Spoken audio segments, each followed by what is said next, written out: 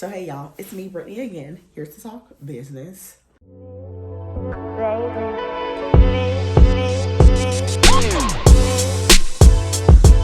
I know I'm kind of late. I apologize about that. I've been having a lot going on within the past couple weeks. We're gonna go ahead and go over steps 3, 4, and 5. We're gonna combine steps 3 and 4 because they kind of go hand in hand. And then we're gonna talk about step 5. I'll make step 5 the part 2 to this video. So we're gonna have a 2-parter. So steps 3 is branding.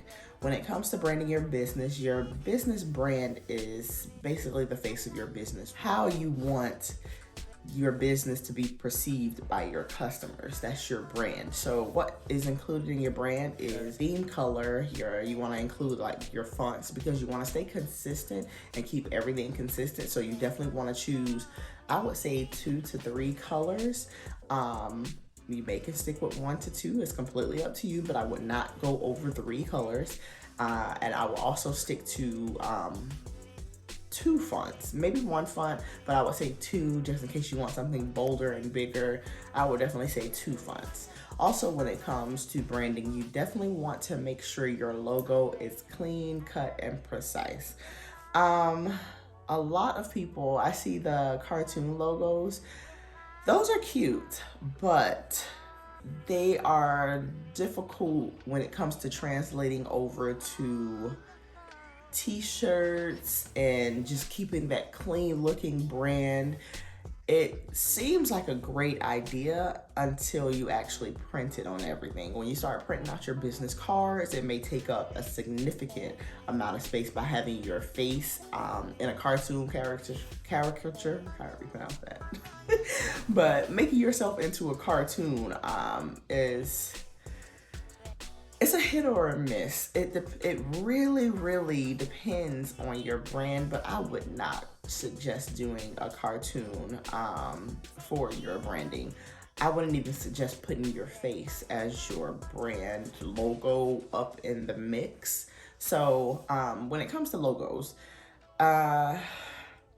just don't do a cartoon character.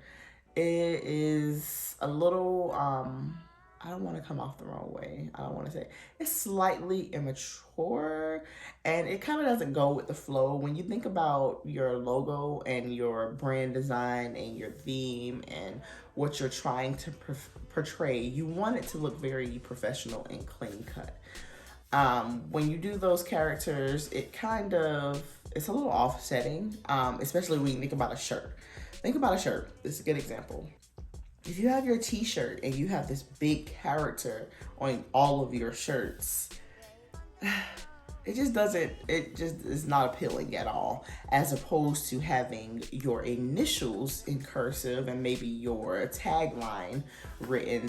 That's a lot cleaner. Also, when it comes to cartoon characters as your logo, it can give a lot of color.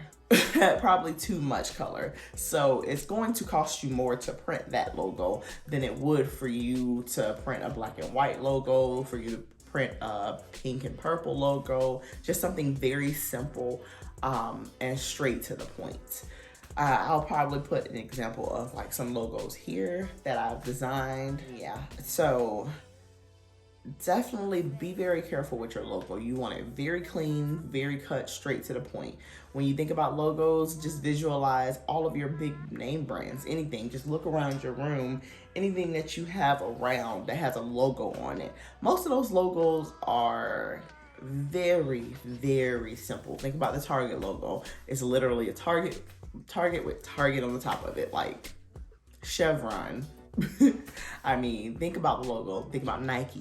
It's literally just a swoosh, a check mark swoosh, whatever you want to call it. Think about Fenty. Just go on Google and Google some of the brands that you love and Google their logos. It's usually 1 or 2 colors, if that, and it's very plain, very simple. That's because it's easier for you to print. As opposed to having all this glitter, all these different colors, these cartoon characters. Intricate, detailed, crazy logo creates noise and people just won't remember it. It's just too much to try to memorize. Oh yeah, I'm gonna associate this person with this brand, as opposed to just keeping it straightforward, clean cut, period. So, like I said, your theme colors, colors are pretty simple and straight cut. You pick 2 or 3 colors that you feel mesh well. If you want to go into the depths of colors, you can Google color meanings, how colors make people feel. Yellows may be like a bright and fun feeling. Reds usually mean power and some type of very professional. Black and white are very sleek and like just straight to the point. This is what it is. Here's the business. So colors make people feel different. So definitely I would say look into the meaning of colors and how it may be portrayed, and associate the colors with your brand. And then another thing is establishing your tagline. When it comes to your tagline, that's basically like your company motto. For instance, I have the Slime Laboratory. My tagline is "We make the mess and clean it up." Basically, it's very clean, very cut. A tagline should be a couple of words, maybe a sentence at most. It should explain what your business does in a nutshell. It's slime, it's messy, but you also know you don't have to clean it up. When we come to you, we set up, we make slime, make a big mess, and we clean up. Bam, bam. So my tagline has all of that summed into one sentence. Keep your tagline short and sweet and straight to the point. Now, when it comes to branding and designing your packaging for your product, you want, of course, that's why I say have 2 fonts. You want those fonts to complement each other. Again, Google that. They have different fonts that look good with each other. That way you're not pairing like a cursive with a cursive, or like a thin font with another thin font. You want them to be cohesive and complement each other. So choosing a cursive with maybe a thin, I cannot think of the name of the fonts right now, but I'll put some examples up. But choosing different types of fonts that complement each other can really give your social media post, your packaging design, a really nice, sleek look. So once again, I said, Google it. This is all on Google. It's very simple. Tidbit, I do offer coaching and all that fun stuff where I can do all this for you if you don't want to Google it, but just know Google is free. Me or hiring anybody else to do this stuff for you is going to cost. So yeah, just tidbit in there. But let's move on to marketing.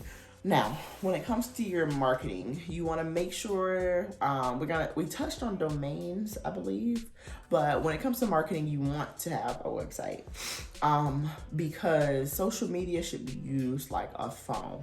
So when I say that, a funnel is basically to get from point A to point B.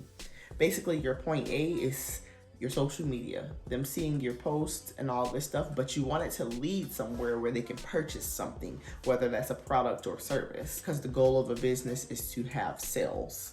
So when choosing a domain name, keep that short and sweet, straight to the punch.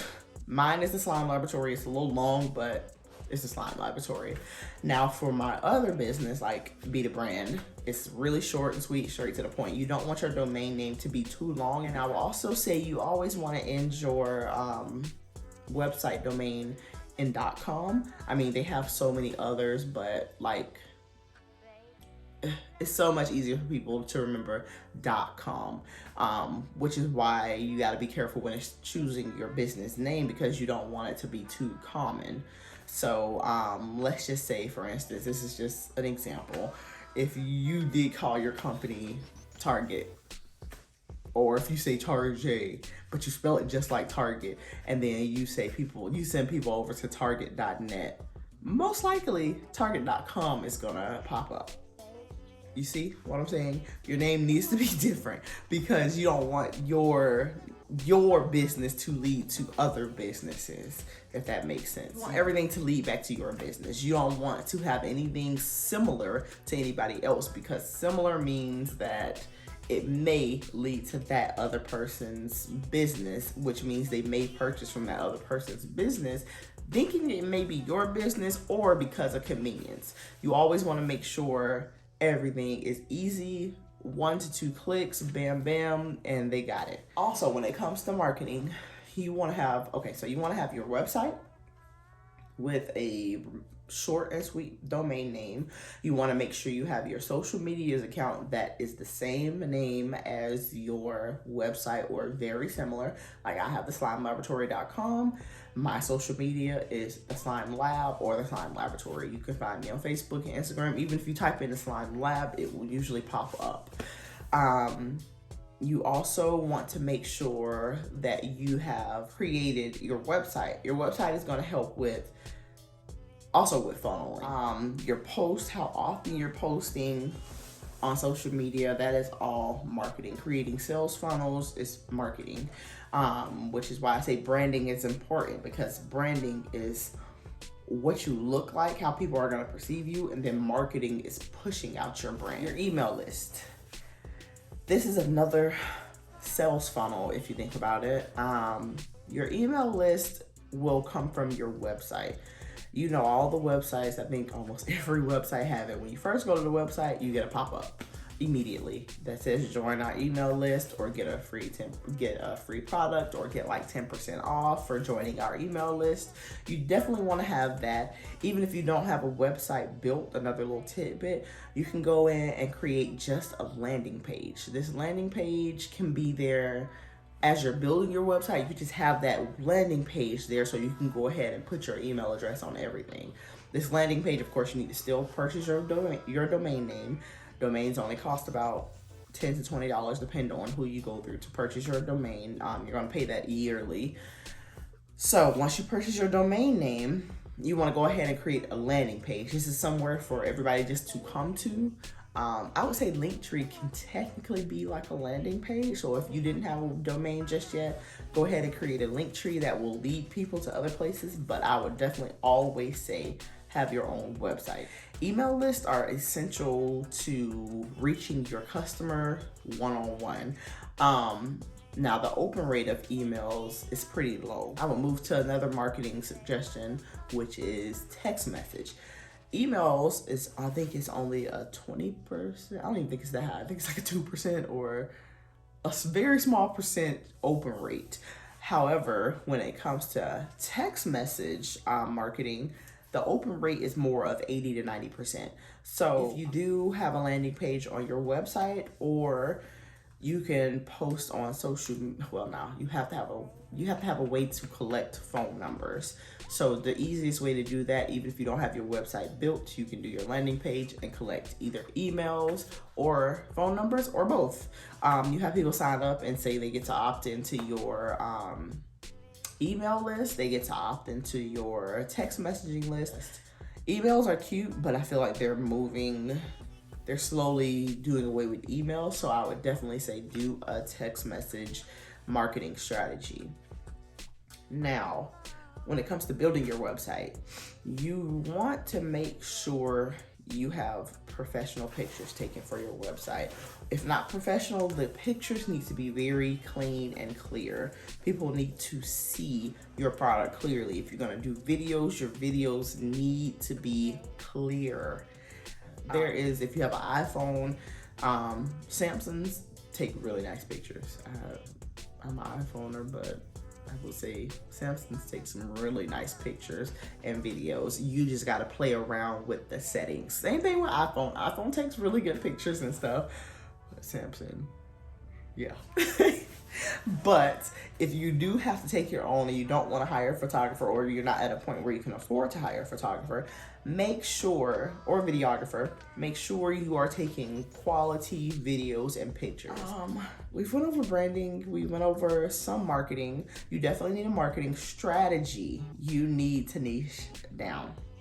Some people, I've had a lot of clients tell me, I'm like, well, who's your target audience? And they say, everybody. No, you cannot market to everybody, because nobody will hear you. I would say 70 to 80% of my market comes from my niche. My target audience is 2-parent households that have children between the ages of 5 and 12 that make at least $50,000 a year, that have a good disposable income. And that just is what it is. You have to niche down. You got to know who you're talking to. I'm talking to parents with children. With my business, my other business, Be the Creator, I'm talking to small business owners or aspiring business owners that want to create websites, figure out how to do their social media. I'm targeting small business owners or aspiring entrepreneurs between the ages of 25 and 35 that are looking to start or expand their small business. Stay tuned for the final steps on starting your own business.